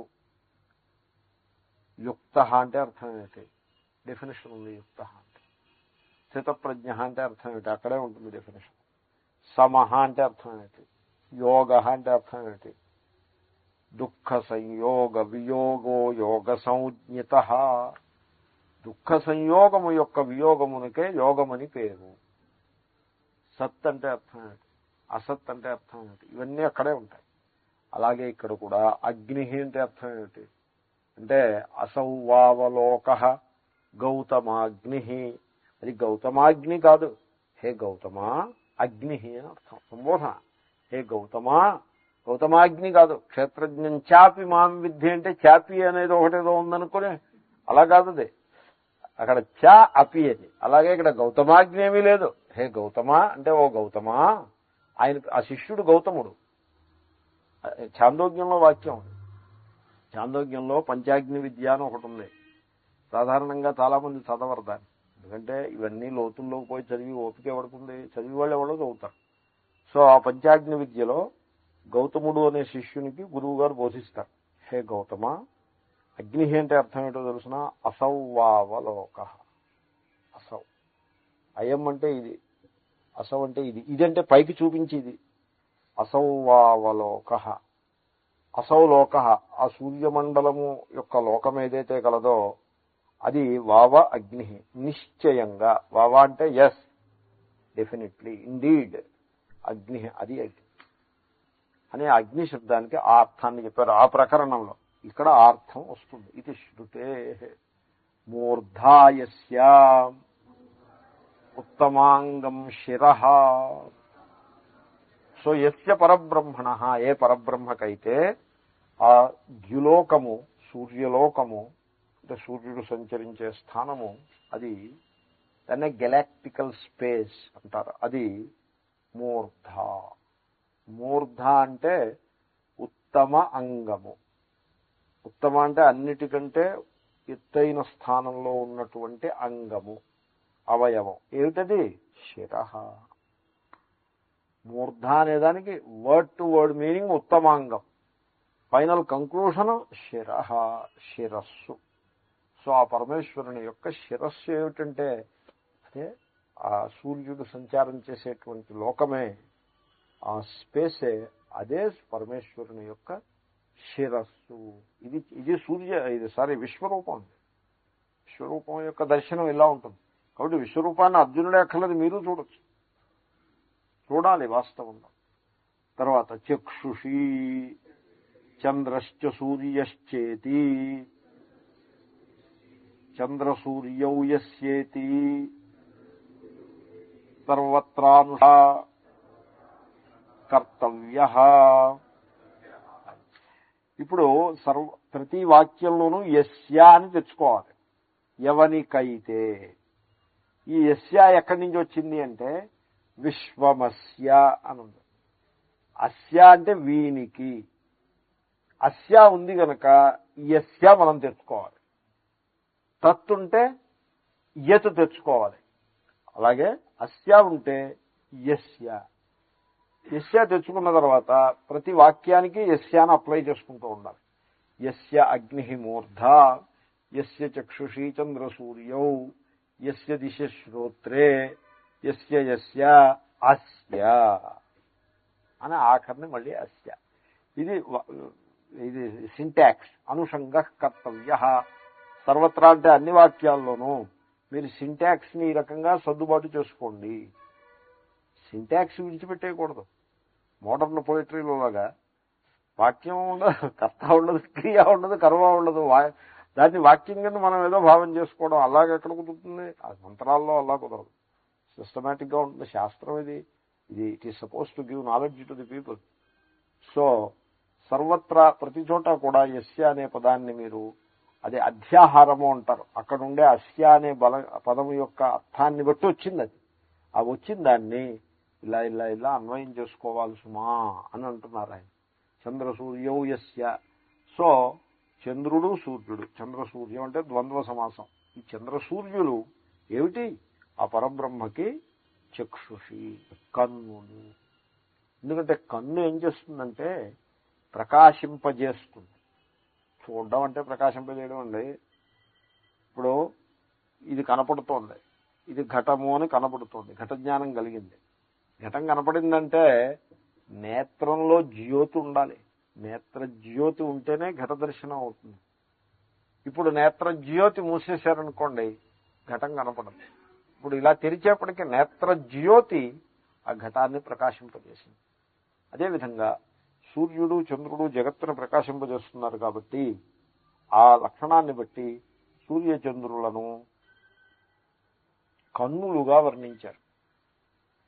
ఇంకో సందర్భంలో సూర్యుడిని ఇంకోలా వర్ణిస్తారు. పోతన్న గారు సూర్యుడిని చాలా అందంగా వర్ణించాడు. నాకు గుర్తులేదా పద్యం.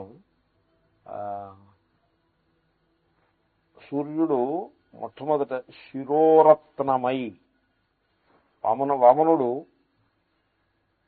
పెరుగుతున్నాడు.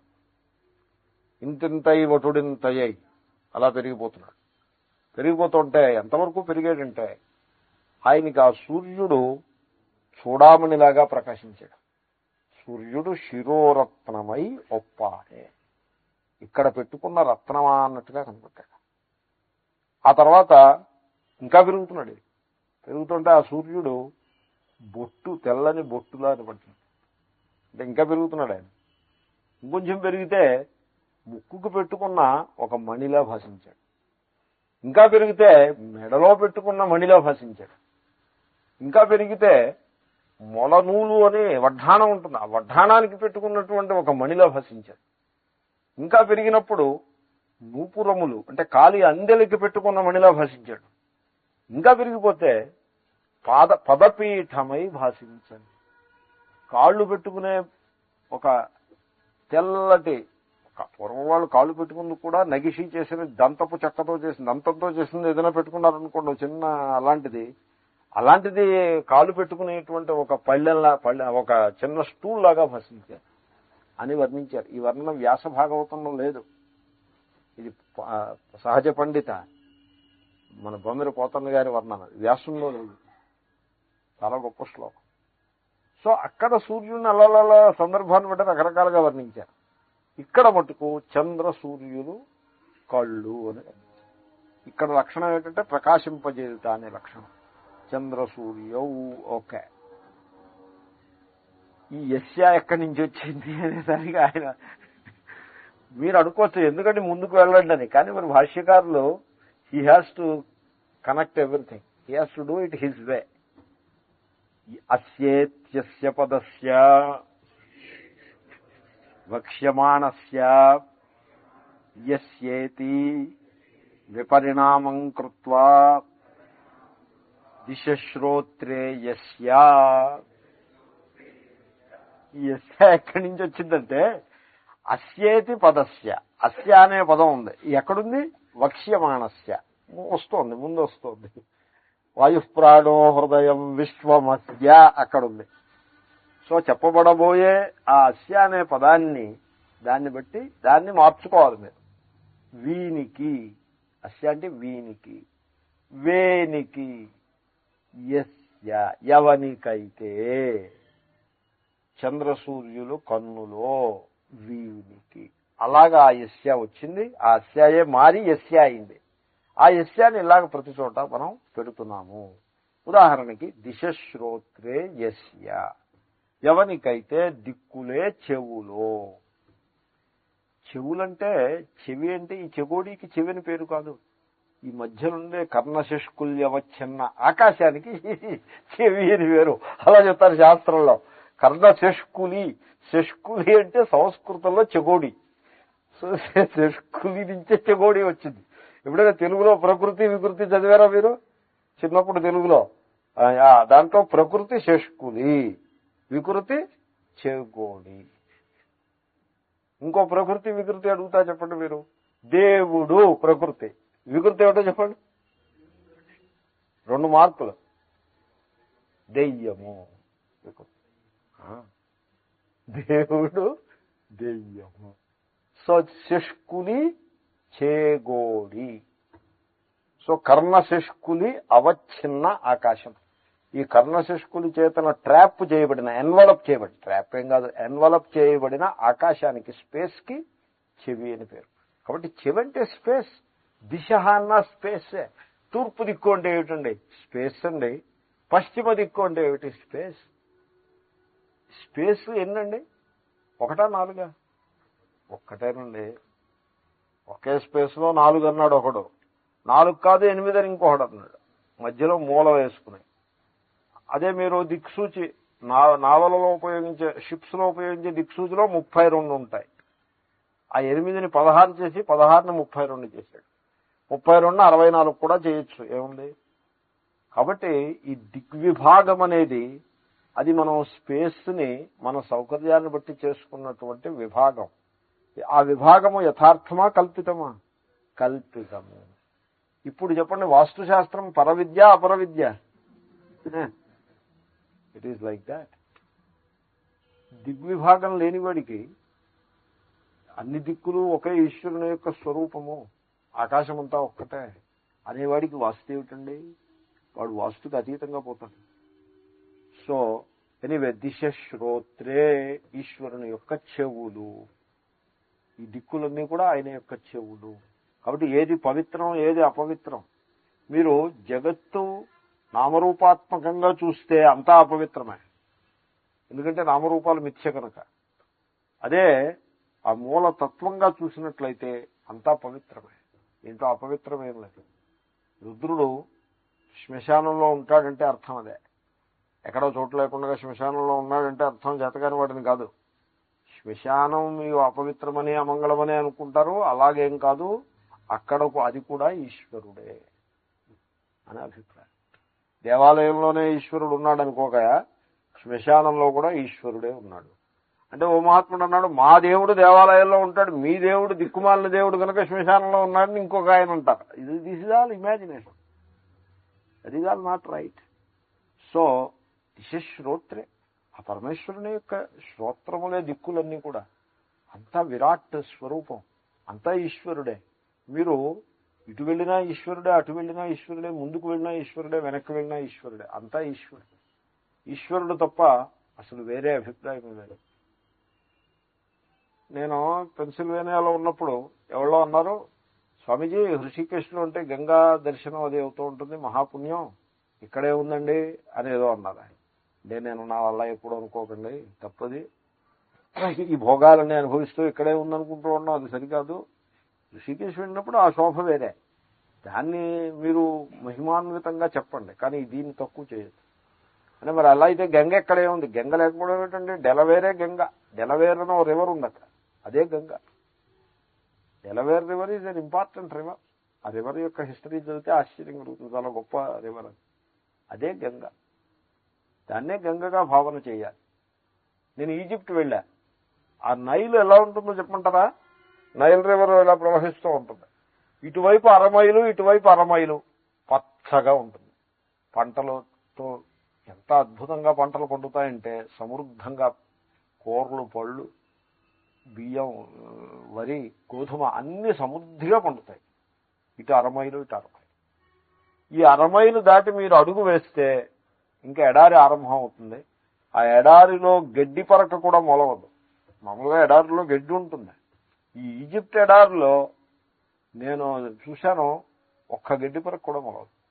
నేను అడిగాను, ఏమండి ఈ ఎడారి ఇలా ఎంతవరకు వెళ్తున్నాను? లిబియా బోర్డర్ దాకా పోతున్నాను. ఎంత? 800 మైళ్ళు. 800 మైళ్ళు ఇలాగే ఉంటుందా, లేకపోతే మధ్య మధ్యలో ఎక్కడైనా గడ్డి అది ఉంటాయా? No, it is consistently lifeless. అంటే గడ్డి కూడా మొలవకుండా. మన తారడారి అవి బెటర్, ఏదో గడ్డి అవి ఉంటాయి. Not they. ఏదో అలా గీత గీసాడంతే పరమేశ్వర్.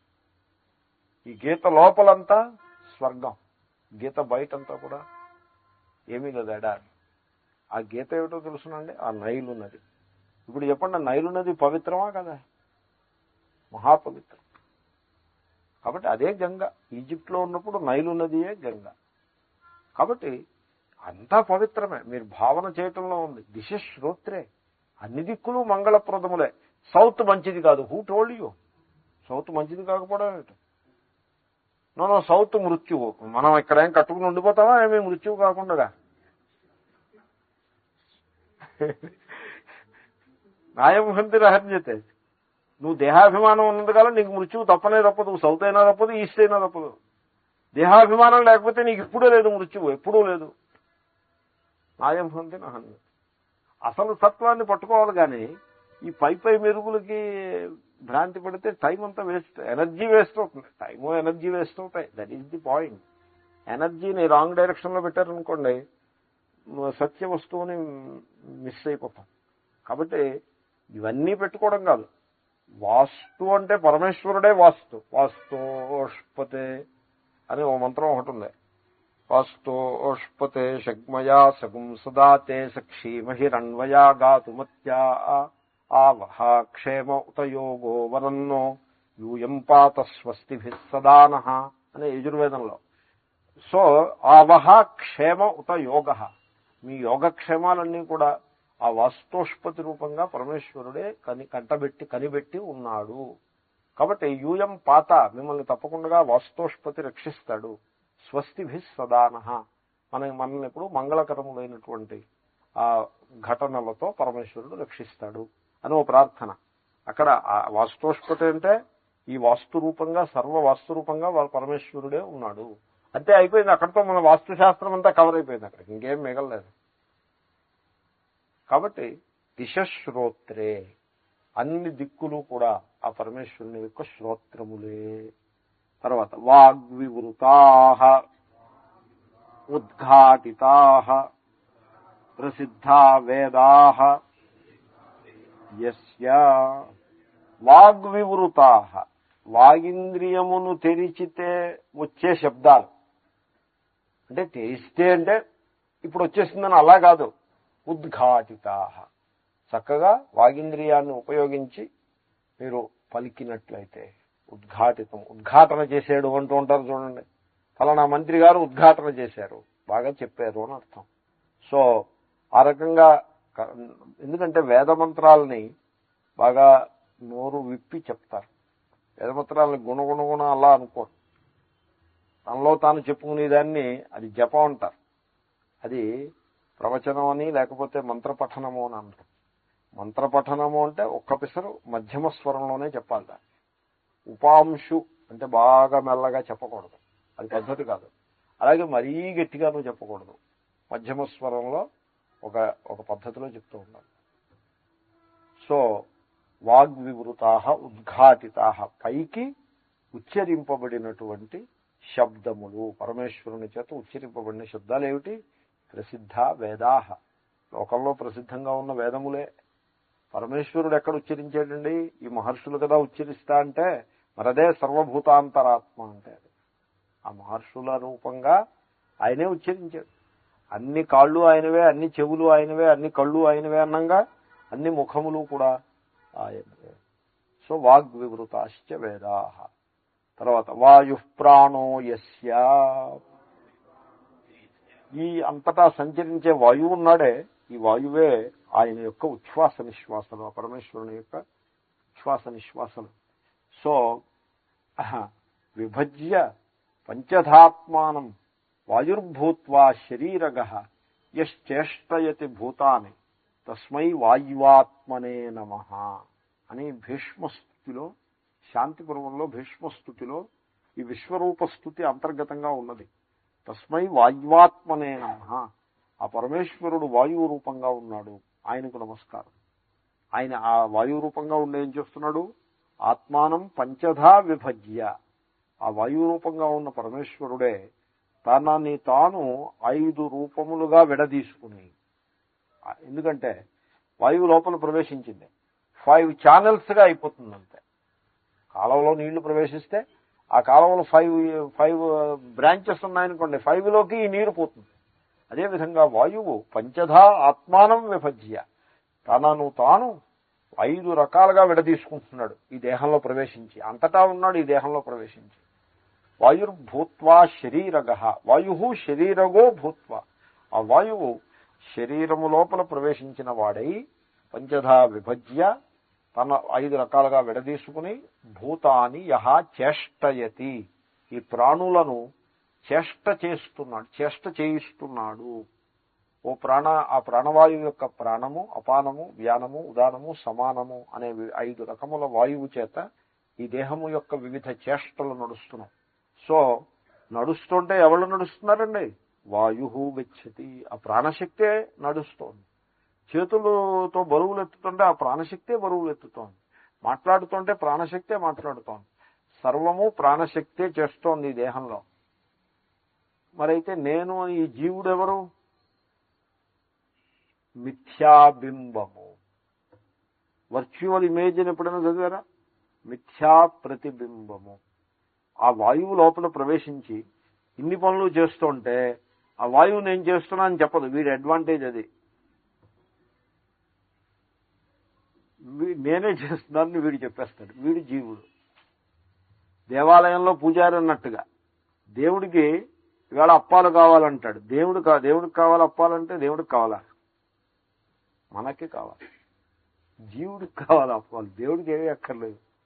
సో అదేవిధంగా వాయువు అన్ని పనులు చేసేస్తూ ఉంటాడు, కానీ నేను ఈ పని చేస్తున్నానని క్లెయిమ్ చేయడు. కాబట్టి వాయువు క్లెయిమ్ చేయట్లేదు, కాబట్టి నేనే చేస్తున్నాను అని వీడు క్లెయిమ్ చేస్తాడు. అంత పొరపాటు అదే కానీ ఇంకోటి. ఈ దేహములో జరిగే ఏ వ్యాపారమైనా కూడా నా వల్ల జరుగుతోంది, నేను జరిపిస్తున్నాను అనుకోవడం అంత పొరపాటు అదే కానీ ఇంకోటి. ఆ దేహాత్మభావం మనిషిని పట్టి పీడిస్తుంది. దానితోటే మనిషి అనేక రకములైన దోషములకు వశుడై నానా దుఃఖాలను అనుభవిస్తూ ఉంటాడు.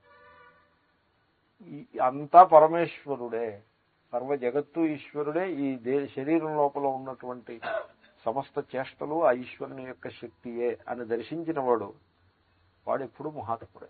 వాడు ఆ ఈశ్వరుని యొక్క సంకల్పానుసారంగా తన జీవితాన్ని జీవించేస్తాడు. ఈశ్వరంలో విలీనమైపోయి ఉంటాడు. దేహము దాని టైం వచ్చినప్పుడు అది కుప్పకూలుతుంది, ఓవర్.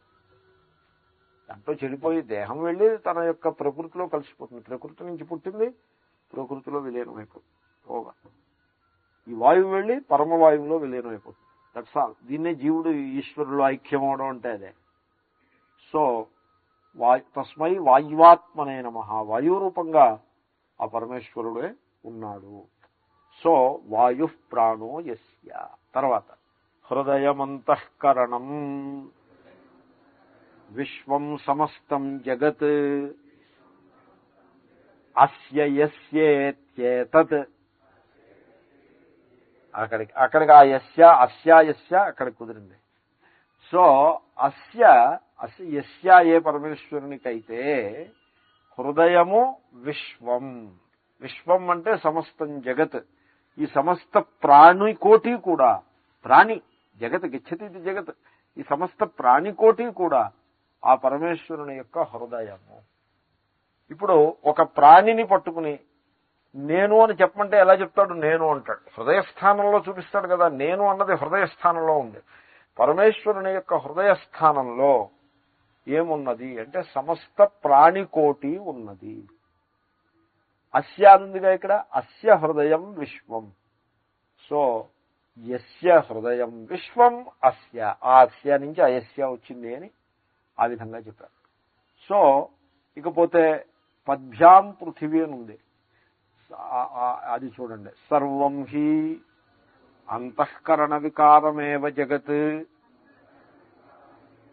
మనస్యేవ సుషుప్తే ప్రళయ దర్శనాత్. ఇది చాలా గంభీరమైన టాపిక్ ఇది. సో మీరు గమనించండి, ఇప్పుడు పృథివీ తేజో వాయు ఆకాశములు ఉన్నాయి. నేను మెడిటేషన్లో చెప్తూ ఉంటాను, అది పంచభూత ధారణ అనేది నేను ఉపనిషత్తుల నుంచి ఉత్థానం చేసి చెప్పిందే. ఇప్పుడు నేను మీకు ఏం చెప్పానంటే మెడిటేషన్లో మీకు గుర్తుండి ఉండొచ్చు, పాదములు పృథివీ, అబ్డోమెన్ పొత్తి కడుపు అని అంటారు, అది జలము. ఆ పైన ఆహారము పచనం చేసేటువంటి ఏ స్టమక్ టమ్మీ ఉన్నదో అది అగ్ని, వాయువు, ఆకాశము. ఇప్పుడు మీరు నిద్రపోయేప్పుడు ఈ క్రమాన్ని పాటించవచ్చని కూడా చెప్పాను. పాదము పృథివీ, ఆ జలంలోను, జలాన్ని వాయువులో, అగ్నిలోను, అగ్నిని వాయువులో, వాయువులో ఆకాశంలో, ఆకాశాన్ని ఆత్మలో విలీనం చేశారు, అది కూడా చెప్పాను. సో ఇప్పుడు ఈ పంచభూతములకు ఆత్మకు మధ్యలో మనస్సు ఉంది కదండి. పంచభూతములు అంటే దేహం, ఆత్మ అంటే చైతన్యం. ఈ రెండింటికి మధ్యలో ఏముంది? మనస్సు ఉంది. ఇప్పుడు ఆత్మ నుండి పంచభూత మనస్సు నుండి పంచభూతాలు పుట్టాయి కదండి, అంతే కదా వ్యవస్థ. సో అదేవిధంగా ఇది వ్యష్టి, సమష్టి కూడా అంతే. సమష్టిలో కూడా ఆత్మకే అక్షర పరబ్రహ్మ అని పేరు. ఆ అక్షర పరబ్రహ్మ నుండి మనస్సు అంటే హిరణ్య గర్భుడు, ఆ హిరణ్య గర్భుడి నుంచి పంచభూతాలు పుట్టాయి. కాబట్టి ఆ హిరణ్య గర్భుని యొక్క అంతఃకరణమే జగత్. పంచభూతాలు ఎక్కడి నుంచి పుట్టాయి? మనస్సు నుంచి పుట్టాయి. మనస్సు యొక్క వికారమే పంచభూతములు. అదేవిధంగా హిరణ్య గర్భుని యొక్క అంతఃకరణమే పంచభూతములుగా ఉద్భవించినది. అంటే ఇంటెలిజెన్స్ నుంచి మ్యాటర్ పుడుతుంది. మ్యాటర్ అంటూ ఏమీ లేదు. మీరు ఊరికే టేబుల్స్ ఇవి చూసి ఏదో మ్యాటర్ ఉందనుకుంటున్నారు. Matter is nothing but energy. Energy is nothing but an expression of intelligence. కాబట్టి ఆ సృష్టి క్రమంలో ఆ హిరణ్య గర్భుని యొక్క అంతఃకరణమే జగత్. అంతఃకరణం నుండే జగత్తు పుట్టింది. అంతఃకరణ వికారమేవ జగత్. అంచేతనే నిద్రపోయేప్పుడు కూడా ఈ పాంచభౌతిక దేహభావన మనస్సులో విలీనమయ్యి ఆ మనస్సు సుషుప్తే ప్రళయ దర్శనాత్, అది ఆత్మస్వరూపంలో విలీనమైపోయి ఉంటుంది. ఇది బయటకు వచ్చే క్రమం, లోపలికి వెళ్లే క్రమం. ఇదే మనం మెడిటేషన్లో చూసాం. కాబట్టి ఇక్కడ సమస్త జగత్తు కూడా హృదయం నుంచే ఆవిర్భవించింది, హృదయంలోనే విలీనమవుతుంది. ఇప్పుడు మీరు ఘటము అన్నారు. ఘటము ఎక్కడి నుంచి పుట్టింది? మనస్సు, వాచారంభణం. వాక్కు మనస్సు నుంచి పుట్టింది కదండి. అక్కడ ఉన్నది ఘటం కానే కాదు, అక్కడ ఉండేదేదో ఉంది. ఘటభావన ఘటన హృదయం నుంచి వచ్చింది. అలాగే జగత్తంతా కూడా. ఇప్పుడు సినిమాకి వెళ్తారు, తెరా హీరో హీరోయిన్ డ్యాన్సు ఇదేది కథ. అది ఆ హీరో ఎక్కడి నుంచి వస్తాడు? హృదయం నుంచి వస్తాడు. తెర మీద కాంతియే ఉంటుంది, అక్కడ ఉండేది కాంతి మాత్రమే. కానీ అక్కడ మీరు దర్శించేది మీ హృదయం నుంచే వస్తుంది. సో ఇప్పుడు అడుగో హీరో అన్నారు మీరు. అడుగో హీరో అంటే దాన్ని కాగ్నిషన్ అంటారు, తెలుసుకుంటా. కానీ it is not pure cognition, it is recognition. Recognition అంటారు, ఇట్ ఈస్ రీకాగ్నిషన్. మీ హృదయంలో ఉన్న భావనే అక్కడ ప్రకటితమవుతుంది. కాబట్టి జగత్తంతా కూడా హృదయం నుంచి పుడుతుంది. మీరు నిద్ర లేచినప్పుడు గమనించండి, మీరు నిద్రలో ఉన్నారు, సంసారం ఉందా? లేదు. అప్పుడే నిద్ర లేచారు, సంసారం ఉందా? లేదు. పూర్తిగా నిద్ర లేచారు, సంసారం వచ్చింది. ఇప్పుడు ఎక్కడి నుంచి వచ్చింది? ఆ హృదయంలో అంతర్నిహితంగా ఉన్నదే ఇలా విస్తరించింది. మొగ్గ తక్కువని పద్మం అయింది. ఈ పద్మం అయినప్పుడు ఈ రేకులు, ఆ లోపల ఉన్నవి అవన్నీ కూడా ఆ మొగ్గలోనే ఉన్నాయండి. అలాగే మనస్సు విస్తరిస్తే సంసారం, మనస్సు విలీనమైతే పరబ్రహ్మ. అది హృదయం విశ్వమస్య అన్నదాన్ని శంకరులు ఎంత బాగా వ్యాఖ్యానించారు చూడండి. జాగరితేపి తత ఏవ అగ్ని విస్ఫులింగవత్ విప్రతిష్ఠానాత్. విప్రతిష్ఠానాత్ అంటే నిస్సరణాత్. ఇప్పుడు నేను నిద్రపోతున్నాను, ఒక గృహస్థుని, ఒక వ్యక్తి నిద్రపోతున్నాడు. ఇప్పుడు భార్య, ఇల్లు, వాకిలి, సంపద, పుత్రులు, బంధువులు వీళ్ళందరూ ఎక్కడికి వెళ్ళిపోయారు? హృదయంలోకి వెళ్ళిపోయారు. తెలివి వచ్చింది. తెలివి రాగానే మళ్ళీ భార్య, ఇల్లు, వాకిలి, బంధువులు ఇవన్నీ మళ్ళీ వచ్చేసాయి. ఎక్కడి నుంచి వచ్చాయి? హృదయం నుంచి వచ్చాయి. ఎలా వచ్చాయి హృదయం నుంచి అంటే, ఇంతకుముందు మనం చూసాం విస్ఫులింగ దృష్టాంతం. ఆ విస్ఫులింగములు అంటే మినుగురులన్నీ కూడా ఎక్కడున్నాయి? అగ్నిలో ఉన్నాయి. ఒక్కసారిగా అలాగా కొన్ని వందల వేల మినుగురులు బయటకు వచ్చాయి. ఒక్కొక్క మినుగురు దాని రూపాన్ని, దాని లక్షణాన్ని అది కలిగి ఉంది. ఈ మినుగురులన్నీ ఎక్కడి నుంచి బయటకు వచ్చాయి? అగ్నిలోంచే బయటకు వచ్చాయి. అదేవిధంగా ఇక్కడ కూడా జాగరితేపి, జాగ్రత్త అవస్థలో కూడా తతః ఏవా, ఆ హృదయము నుండియే విప్రతిష్టానాత్, బయటకు వచ్చుచుండుట వలన. దీని పేరే ప్రాజెక్షన్ అని అంటాం. హీఈస్ మై సన్ అని అంటే what is this son? It's a projection. పరమేశ్వరుడు సన్ అంటే ఎస్ఓఎన్ సన్. పరమేశ్వరుడు ఎస్ఓఎన్ సన్ను సృష్టించడు. పరమేశ్వరుడు మనుషుల్ని సృష్టిస్తాడు, పశువుల్ని సృష్టిస్తాడు. మా కుక్క అన్నారు. ఈ మానెస్ ని పరమేశ్వరుడు సృష్టించడు, కుక్కను సృష్టిస్తాడు. ఈ మాని వీడు సృష్టిస్తాడు, జీవ సృష్టి అది. అలాగే పరమేశ్వరుడు పృథివీని సృష్టిస్తాడు. పృథివీని సృష్టించినప్పుడు ఓ మహాత్ముడు దృష్టాంతం చెప్పారు. బాంబే అని ఉంది ఒకటి. బాంబేలో ఉన్నప్పుడు చెప్పారు ఆ దృష్టాంతం. ఏ బాంబే క్యా హై అని అడిగారు. What is this Bombay? You tell me, what is Bombay? There is no Bombay అంటే అంతటా భూమి ఉన్నది, అక్కడ భూమి ఉన్నది. అంతటా ఇళ్ళు ఉన్నాయి, అక్కడ ఇళ్ళు ఉన్నాయి. అంతటా రోడ్లు ఉన్నాయి, అక్కడ రోడ్లు ఉన్నాయి. అంతటా మనుషులు ఉన్నారు, అందరూ అక్కడ మనుషులు ఉన్నారు. మరి వాట్ ఈస్ దిస్ బాంబే? ఎక్కడా లేని బాంబే ఎక్కడ ఉంది అంటే what do mean by that? Projection. కాబట్టి ఇప్పుడు బాంబే ఎక్కడుందంటారు? హృదయంలో ఉంది. వైశాహి హై, సబ్ కుచ్ వైశాహి. రియల్లీ. సో హృదయం నుండే బయటకు వస్తుంది. You are the centre of the cosmos అండి. మిమ్మల్ని మీరు చాలా తక్కువగా అంచనా వేసుకున్నారు. You are the centre of the cosmos. The entire జగత్ మీ నుండే పుడుతుంది. వేదాంతమే చెప్తుంది ఇలాగా. మీరు వేదాంత దగ్గరికి వెళ్తే మీకు అంతా ఆశీర్వచనమే. మీ నుండే సర్వం ఉద్భవిస్తుంది. మీరే సర్వశక్తి సంపన్నులు, మీరే ఈశ్వరుడు. నువ్వు పూర్ణుడవు. Come back. ఓం పూర్ణముద పూర్ణమిదం పూర్ణాత్ పూర్ణముదచ్యతే పూర్ణస్య పూర్ణమాదాయ పూర్ణమేవావశిష్యతే.